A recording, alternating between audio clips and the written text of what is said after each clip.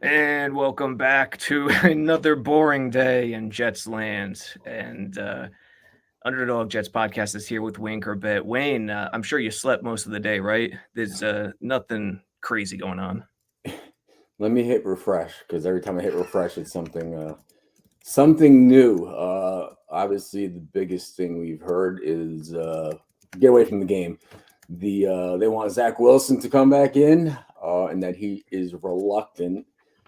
Some of the news people are saying. What is the latest that you've heard? Is this true or not? I've been waiting to hear back. Have not heard anything, but Salah spoke publicly today, and in the presser said that he hadn't heard that from Zach Wilson. We're of course, for those listening, we're referencing the report that from the Athletic, Zach Rosenblatt, Diana Rossini, that the Jets are interested in going back to Zach Wilson as the starter against Houston, Week 14. But apparently, per report, Zach Wilson is hesitant or reluctant. I think reluctant was the word being used. And you know how media is in social media land in today. One word, reluctant, and it creates a shitstorm, for lack of a better word. And that's what happened. We'll go. Diana kind of walk through a timeline. Some people are calling it walking back a little bit, but we'll get to it. So either way, I don't know what the case is. If it's true, he'd be out the door tomorrow for me personally. But I even tweeted this at the time. I neither believed it nor dismissed it because I don't care about giving my opinion first. I'm going to wait and let the chips fall where they may. Too many people are too quick to pounce, and that's just not me. Yeah, I mean, they're even going a step further, saying, "Oh, now Aaron Rodgers is trying to convince them." So that's the next step, and then I don't know. It's tough, I could see why he wouldn't want to be out there, but to hear that, it's just more to the drama and to the saga. So hopefully we get clarity on it by, end of the show. If not, though, I'm sure it's going to go back and forth during the week. But listen, I was at the game. I was like, watch Simeon come in, and that'll be the story. He leads the win, and it's going to be, why wasn't he in sooner? So I'm surprised it didn't happen. But what did you think about the performance from them on Sunday?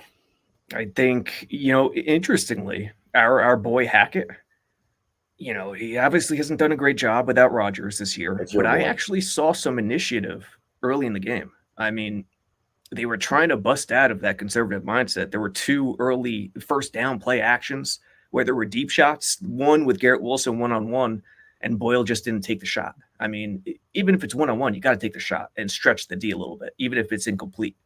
So a couple of good things early, but then eventually, the talent at quarterback caught up to him. And it's unfortunate because Schweitzer was back, Becton was back, the O-line had some horses. And for the Zach Wilson people out there, listen, just because Boyle and Simeon have fallen on their faces doesn't exonerate the people who say, see, you should have never benched Zach. I didn't call for Zach's benching either because I didn't love the backups, but you can't win one way or the other. You got three pretty spotty quarterbacks. I think the issue again, and I'm not calling for his job, I think you have to run it back. Well, Wayne, we'll get your thoughts. We have to run it back with Salah and Douglas and Rodgers next year. But I think the issue, and I think Salah's learning it a bit, you just got to have a more aggressive mindset. Offense, defense, special teams, at how they connect. Yeah, you got nothing to lose. I mean, absolutely nothing. Another thing was saying, if he comes back, Zach, though, man, I wish they had a away game because Yeah, the way he's that's going to true. get booed if anything goes wrong, even if he does something right. So that's tough. But away from that, though, yeah, it's do you give a pass this year with the Aaron Rodgers experiment because 4 plays in? To Salah and Douglas, and obviously Rodgers doesn't want to play without Hackett. So, Yeah. I guess it's a pass, and I don't know what you chalk it up as. Well, where do you feel right now on the coaching staff and Douglas? You know what? They've done some really good things. I mean, at some point, I think you got to admit a mistake. You made a mistake and move on from Zach. But look at some of the other people. I mean, obviously the ones are Garrett and Sauce, and Brees hasn't been playing great. Dalvin hasn't shown much, but look at the bringing in like a Quincy Williams or Gibson as a free agent, or some of these people they've picked up. So they've done a good job. Salah is a good coach. I don't know enough about him, but one thing that did bother me, and I like him. I've never really had a conversation with him. I like what he stands for, But the one thing, real quick, that late hit on out of bounds on Breece Hall. Obviously, it was a late hit. It was out of bounds, and it was on our sideline, which is great because we go crazy and trying to get the call. But just watching his demeanor and his face, he has the same face. I was like, Herm or like Parcells would be going nuts. You gotta throw the flag. This is my guy. You gotta protect him. This, that, like just. And Herm was a reserved guy too. It bothers me, Yeah, and Herm was reserved, but you're right. Herm would lose his mind at times during the game. I mean, right there. I mean, you got one of your best young players, or players. Period. Take a hit like that, and it just bothers me that he's kind of so even tempered. I think he needs to get a little fired up sometimes. I think, and I've been going back and forth with people calling for Salah's job. I have been a critic of his. First year, I hated what I saw in terms of strategy. Second year, it started coming together where Salah, as a personnel guy, a personnel head coach with Douglas, a culture guy, people are going to laugh when I say culture, but a culture guy, a program builder, I've seen too many good things from both Douglas and Salah. Right. It's the strategy still. I think it's the strategy. I think they need to get an offensive guy in here to help out. Rodgers would solve a lot of that as well. I mean, let's be honest, it would.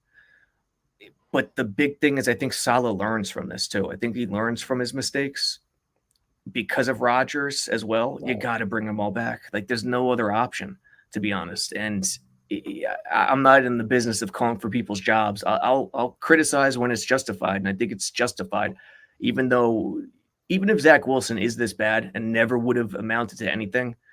We have to admit the roadblocks that were in his way. The tragedy with Greg Knapp dying. I think when he was reckless earlier in his career, Salah reined him in to such a degree where it was so hard to climb out of. Like he's people pleasing, trying to do the right thing for the team instead of just letting it go and not thinking. So it's a tough one, man. It's such a unique situation that I think you have to run it back. Yeah, I have no problem. I like Coach Salah. Like, Douglas, I never was a Hackett fan. Anybody in that family, they Hackett. Yeah, they get along with his dad. I don't know enough about him. Maybe he's a good guy, but I do think though with Aaron Rodgers, I mean, it's going to be a completely different story. So I'm joking, obviously. And the injury, dude, the O-line injuries, like in '99, Vinny went down for you guys, right? And you were hurt too. Yeah. During that first part of the season. Imagine a head coach. It was different for Parcells because he was Parcells, and you guys went to the AFC Championship game the year before. But imagine a third-year coach trying to rebuild things was fired off of that season. It's kind of the same now. You lose your entire offensive line. You lose Aaron Rodgers. I wouldn't do it because the next guy you hire is not going to feel comfortable in that situation. You just got rid of a guy because your entire O-line got hurt and Aaron Rodgers went down. Do I really want to play for this organization or coach this organization? Right. Sometimes stability is the right call, even though everyone's calling for blood. Yeah, stability, exactly. I talked with Lavernius a little bit about this and the other day. What does need to be done to get out of this? And I was just kind of going back to the people in the locker room on the defensive side. You got, he got guys who've been there, Mosley, Quinnen, Whitehead's been around. You got young guys, Sauce and Quincy. Who's the guy on offense? Who's the guy that gets in front of the room? And I was just thinking back to, I looked it up, and when Bill came after Kotite, the people he brought in, like his kind of guys. Oh, yeah.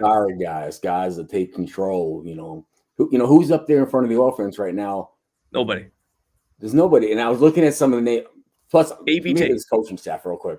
So it was Bill, OCDC was Charlie Weiss and Belichick. Yes. Mo Carthon, running back coach, was the head coach. Charlie Weiss became a head. Al Garo became a head. Offense assistant Todd Haley, defense assistant Mangini. this is the kind of people you need to bring around. But then they brought in Corwin Brown, Yep. special teams guy, Jumbo, Jermaine, Pepper Mhm. Johnson, William Roberts, Mhm. the old Giant teams. And then the next year they bring in Vinny, Curtis, Mawai, Brian Pete Cox. Byers, Brian Cox, Otis Smith.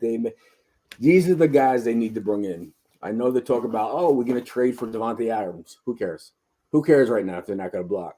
They need to bring in these dogs, these old vets, and the new guys. They need players. They need because this whole dynamic's off right now in the locker room.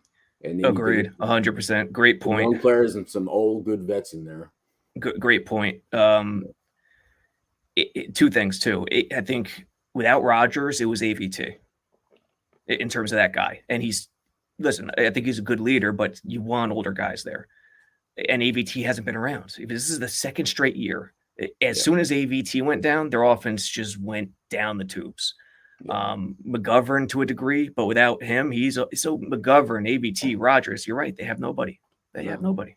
I know you're not going to win with over the hill kind of guys, but it's just those are the kind of guys that bring in there to fight through these days. These losses, and it's getting dark quicker, and the practices are. It's tough, and they can't just waste the rest of the year. They got to grow and find out who they have there they can count on. And they need to bring, like I said, they're not like a piece or two away. They're a couple pieces away. And it's a shame to say, but 89% of it's on the offense. It is. And I could say that even though I think the defense is overrated, you're right, 100%. And I'm not saying the D's bad. The D's tremendous, but still a little overrated. Anyone's a hockey fan. Hockey fans out there, the Rangers, Wayne, went with the superstar method last year. They acquired Patrick Kane, they got Tarasenko, and they flopped in the playoffs. This year, they signed under the radar, gritty veteran types, and they're the best team in the league through the first 2 months of the season. So, to your point, that's the ticket. Scherzer, Verlander. All right, we got the best staff in the league. Where did they end the season? Not even on the roster. So listen. On the plus side, it was Legends Weekend, and a lot of the old guys came back. So it was nice to see all those guys, Vinny and Chad and Ray Mickens, those guys, and Fabini, and it was just a good time. So and the fans came out, and we were out there in the rain, and they're trying, man. That's all I can say about that. But you said Pennington was there. Pennington was there for a little bit, but it's tough. But did you expect any different this past week going into that game? No. Yeah. Not at all, because as much as Zach Wilson has fallen on his face, he actually has some talent to get some things done. Whereas the other two guys, there's very little hope. Let's be honest. Yeah. Well, it goes back to, like you said, you brought in a guy who is going to be the topic of conversation every time you talk about the Jets. Aaron hasn't been on the field in 2 months, and it's like a tracker of how he feels today and what kind of retreat he's on, this and that. They kind of held hostage. Like, he wanted this receiver. Would they have brought in a $40 million Lazard without Aaron Rodgers? No, he's not worth it. They wanted his coordinator. They wanted his backup. The safety from the Packers. They released him. It just, Cobb hasn't done nothing. So whatever happens, no matter what the defense does, it's like, oh, wow, that's going to really help when Aaron gets back.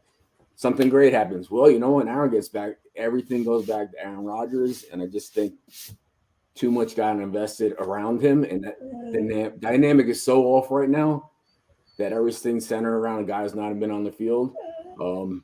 They need to change the narrative and create some new news and not just the Aaron Rodgers show.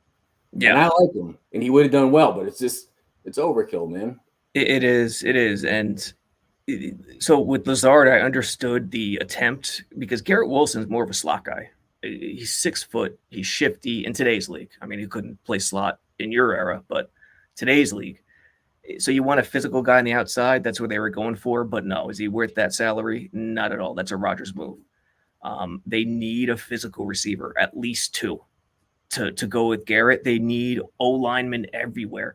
But number one, they need to fix the injury problem. Like this is, to me, this is beyond luck, and they have to do something. And if I'm them, I'm going back to grass at MetLife. You played on that tray system, the grass system, where it was all muddy and crappy in the early 2000s. Give me that every day over what they have now. Let me ask you this: the offense this year compared to last year. Last year we thought it was bad, but Yeah, think about this: you bring in Aaron, and like you said, you bring in Cobb and Lazard and this and that. Would you rather have this year, or go back to last year with Corey Davis and Elijah Moore, and bring back Barrios and Jeff Smith than what we have right now? I mean, I love Gibson, and we could talk about him. yeah, I love Gibson too. Involved, but there's no weapons there, man. No.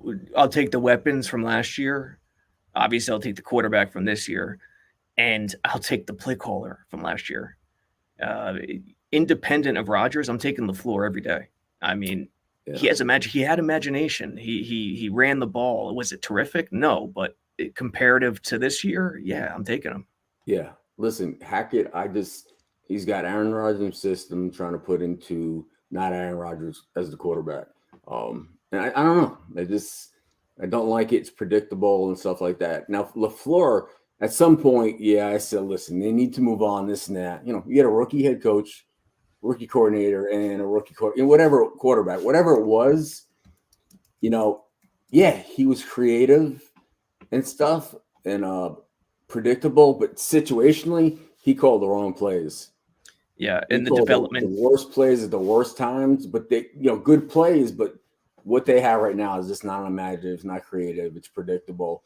Everybody in the building knows what he's doing, and you can't always blame the players for that. They run the plays they're supposed to. Yeah, can you be successful? But you have to be put in a position to succeed, and they haven't been all year. Yeah, and the development wasn't there with LaFleur either. No. Say what you want about Zach. Let me ask you this. What would Zach Wilson be doing if, for some God unknown reason, the Chiefs traded Mahomes and drafted Zach Wilson and had Andy Reid? What would he be doing in the NFL, you think? I think he'd be doing good. I think, when you go there and out of college, and he kind of molds you into the player he wants to be. Yeah. I mean, is Zach Wilson as talented as Patrick Mahomes? Patrick Mahomes is talented, but what he has around him and that coaching and sitting behind for 2 years, but Zach in the right position will be fine. Yeah. Coming out, but after 3 years of crap and getting benched and whatever years it is, and this, and that, and this, no, he's in a tough spot. He's got a lot to come back from.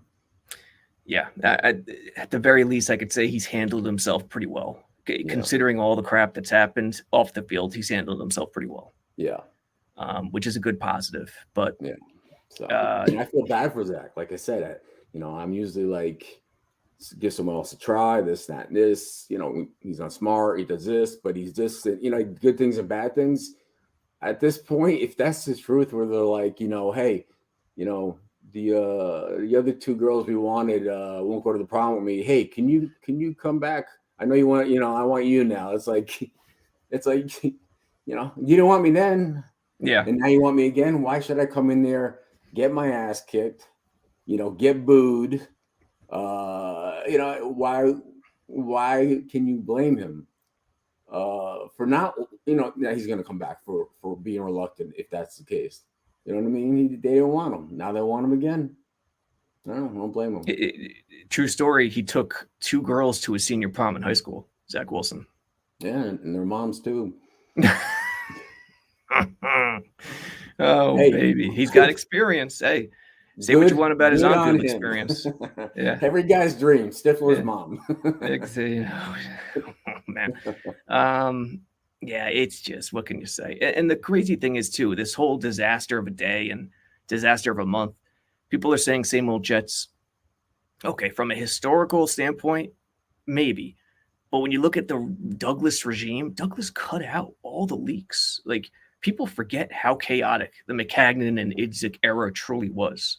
Yeah. So this source today, this report, very, very unlike the Douglas regime. So I wouldn't go too far with it. Yeah. The thing is, we say same old Jet. I was talking to some of the older guys on the team. It's good. You had like the guys from the 80s, 90s, even the 70s. I go to Cade's games, and he plays in like Pennsylvania, he plays in Virginia, Maryland, all that stuff. And when I'm driving to these games, I do listen to talk radio, sports talk radio. Mm-hmm. It's the same complaining in every market about this and that. Same old. It's just same old Jets is like is trademarked. You know what I mean? But this goes on in other teams. Even in decent situations, but where there's bad situations, there's all these cancers, there's all this and that, just in the season, just endure the season. This stuff goes on everywhere, but this is New York, and we hear more about it. So I promise you, other teams are going through this right now. We just don't hear about it because, we're in the media capital of the world.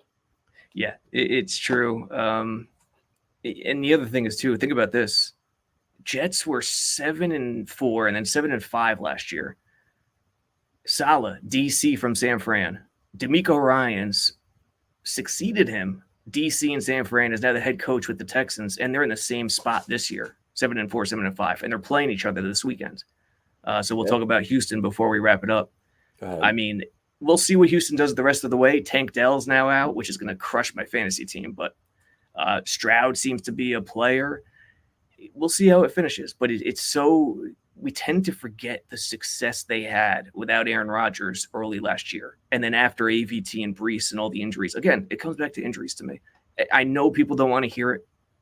You got to play through it, next man up. But when you lose your entire offensive line and a Hall of Fame quarterback, it's very, very difficult.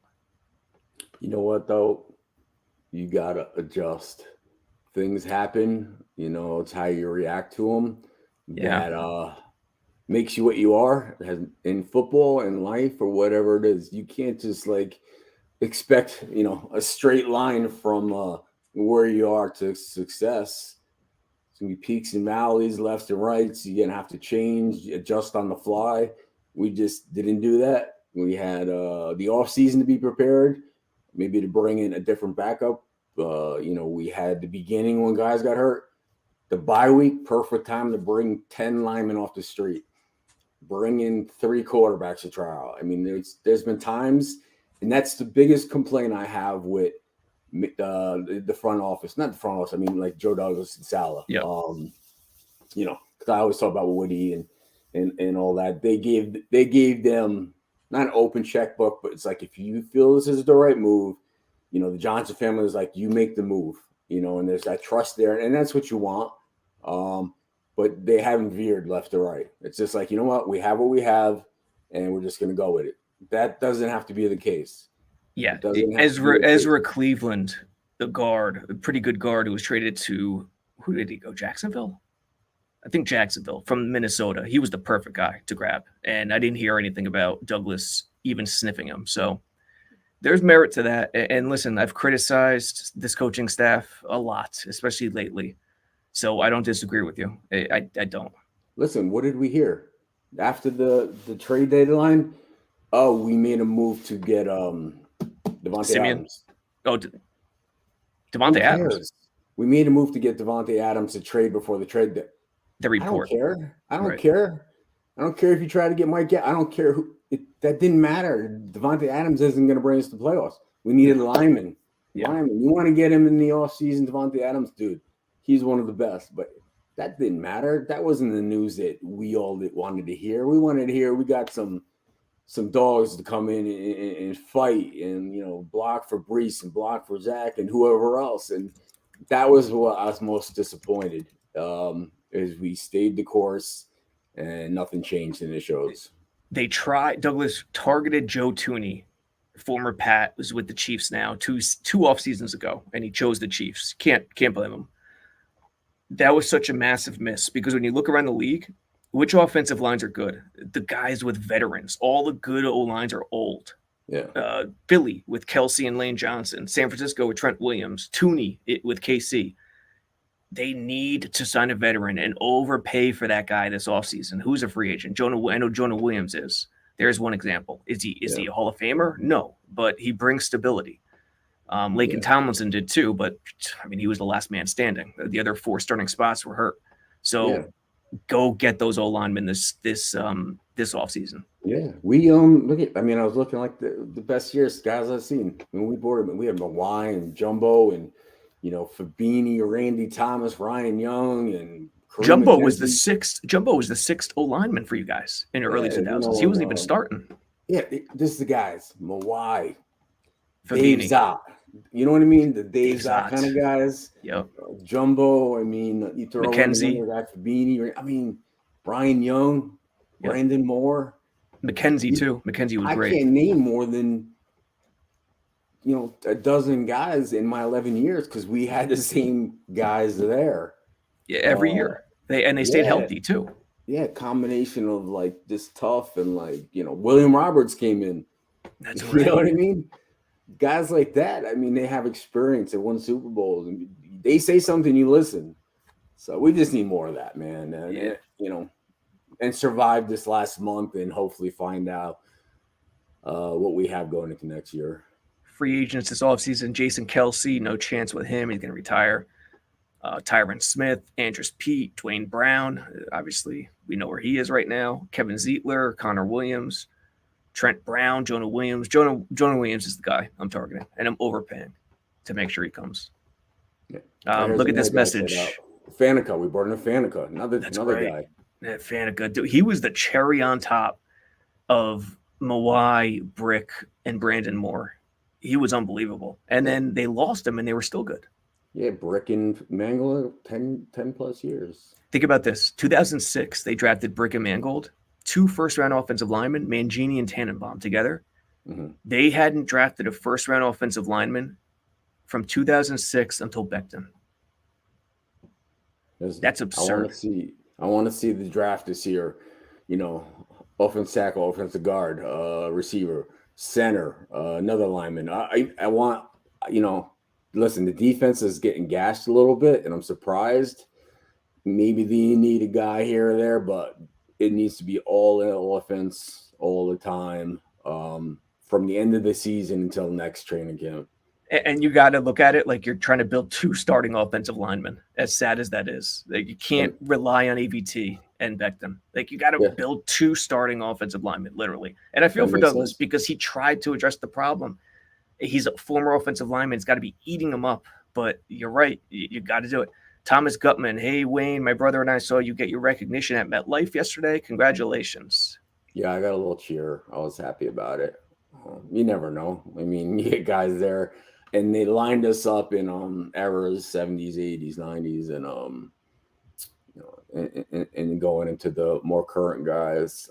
And I met some guys that I never really met, or played after me, played before me. So like who? Any names come to mind?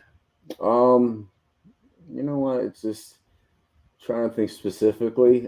Yeah, just a lot of the guys who weren't like the top players, but just younger guys, and I was Mike, his last name, the kid from Princeton who came in. Just talking to him, guys like a trial attorney now, this and that. And I know he didn't play a long time, and he played with a couple of teams. I'm just listening to guys. Great. And then the one boy, I didn't know his first name, kid Sap, who played for us a couple of years ago. Yep. Motivational speaker, this and that. And it just is he? Guys, what's that? He's a motivational speaker. Yeah, and does this with the kid. I mean, like I said, a lot of these guys I might have been there 1 year.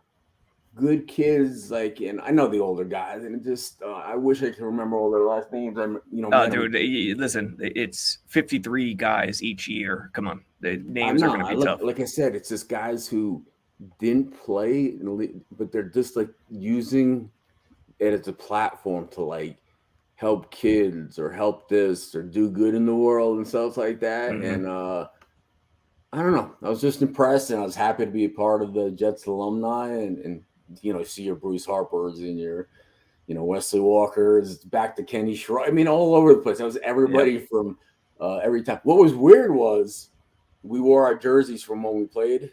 Yeah. And there was 2 number 80s. Who the hell was 80 before you? From way back. No, guys who were there for like 1 year.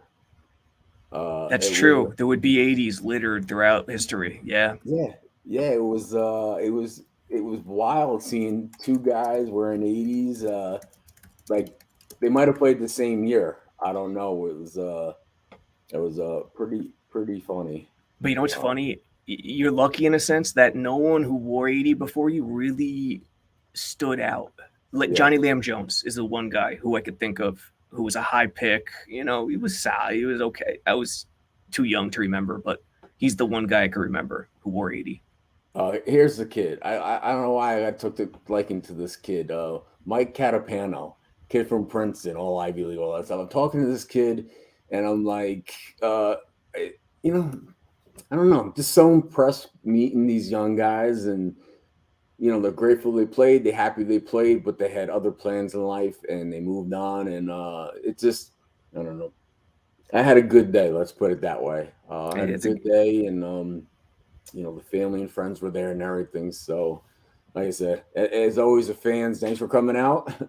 Thanks for cheering for all us old guys, and continue to hang in there, man, because at some point it's got to get better. Yeah, John Elliott, standout D lineman from the Super Bowl days, also wore 80, which is interesting. 80 on defensive line back in the day. I've seen that. Yeah, I've seen that, but I haven't. Man, I wish I knew the other guys. Names. Yeah, there was some guys from way back. Yeah, we got KD Dunn, John Elliott, Jim Evans, Roger Farmer, Scott Holman. Here's the other kid. I made sure I remember these. Ricky Sapp. It rings a bell, but I can't. Yeah, I'm like, dude. I mean, nobody. Some people remember him. Obviously, that the kid came from Clemson. He's talking about. I'm just like, that was the most fun I had. Is just listening to stories. Of course, these people are like, "Oh yeah, I did a book report on you in kindergarten." It's like, all right, I feel like I'm freaking 90 years old. But meeting these kids made Sunday, as bad as the game was, worth it. Because it was a good day. That's good, because it's good too. Because there are, like I said, there are so many guys in the NFL each year coming in, coming out. That turnover is crazy, so they fall under the radar, like what they're doing after football. So it is good to hear those stories. Yeah, and they were so happy to be part of the Jets family for a year, 2 or 3, whatever it was. I don't know. Like I said, it impacted me a little bit. So that's why I smiled so much, because it was a great weekend, Legends weekend, and I'm glad they do that every year. Nice. Yeah, Ricky Sapp is 37 now, 37 years old, from South Carolina. He must have played during the Rex era at some point, near the end of the Rex era. Oh, yeah, dude. There's a bunch of them. But those are the 2. Williamson. Was there a Williamson that played recently? Avery Williamson? Yeah. Yeah. He's somewhat recent. He was the Gase team. What's he doing now? He was always great with the media. Like, he was always well-spoken and good in that regard. Yeah, it was just I'm trying to think. Baker, was there a John Baker that played? These are the guys that I enjoyed tight end this week. You talking about Chris Baker? No. Listen, man, these are guys like, under the radar. I was happy, man. I'm happy to be a Jet because of these guys, because they appreciate me and stuff like that. That's what Jets fans need to hear today. I'll tell you that. Listen, I'm telling you, just talking to me, I know you know the names and stuff like that. It's these guys who will remember Jet fans forever because they cheered for them, and that's what makes me happy that I'm part of the Jets family. Nice. Yeah, this comment from Jemiah, sorry, I'm going to say JJ. This comment from JJ, go way back, Marvin Powell and Chris Ward, the original bookends. Yeah, early 80s, I think. Those were the 2 tackles. Yeah, Marvin Powell, maybe. I mean, he could be in the Ring of Honor. Yeah. Go back to Marvin Washington was there from my rookie year. DB? Oh, no, Edge. D lineman, the big D lineman. I'm like, he's so happy all the time and go and this and that. And I'm like, Marv, I'm like, what do you do now? It's like, oh, cannabis. I'm like, oh, Cannabis. right? Yeah, no worry, you're smiling so much. Oh, beautiful. Fabini lost like 80 pounds. Did he? He doesn't look like a lineman anymore, huh? I could go all day, man. It was just hysterical. It was Anthony hysterical G. seeing these guys. Some of us like can barely walk, Yeah. and some guys look like they could play, 100 plays in a game right now. Yeah. Tony G. When will they officially retire 80? It's coming. It's coming, Tony G. You know what, Tony? If they do or if they don't, I really don't care. I don't care at all, man. Like I said, just being there, my name's up in the stadium. Unless I do something really stupid, that it's always going to be up there. Like I said, man, the fans, it was in the rain, and this was before the game, and they were there, and maybe us old guys got the loudest cheers of the day. Yeah, but we got them, Yeah. All right, get your final questions in before we wrap it up. Stanley, man, I will be very surprised if Becton re-signs with the Jets. Yeah, I mean it's a big question mark right now. Like you said, one bad leg, they switch it from left to right, and then the other bad leg, it's just, he's a physical specimen, but early in his career carrying that much weight around, hurt him. But listen, the kid's talented. He was a first-round pick for a reason. Yeah, it's a big question. The only thing I would say is him and Aaron Rodgers have a unique relationship right now. And Aaron Rodgers, he's a smart fella. I mean, as a quarterback, you want to have those relationships with your linemen. If they feel closer to you more personally, indebted, it's crazy, but it's human nature. They're going to bust their ass more for you. Yeah, like we were talking about that early in the year. The pitcher-catcher relationship and like the quarterback center and the extension, the rest of the line, that's a whole different thing, because essentially you're putting your hands as a quarterback in those 5 guys' lives. Yeah. That's a trust you don't find in any other sport. No. So I wouldn't say it's all but certain he's gone. Likely, maybe, but the wild card is Aaron Rodgers. They have built a relationship here, so we'll see. As always, use discount code 80 at JetsXFactor.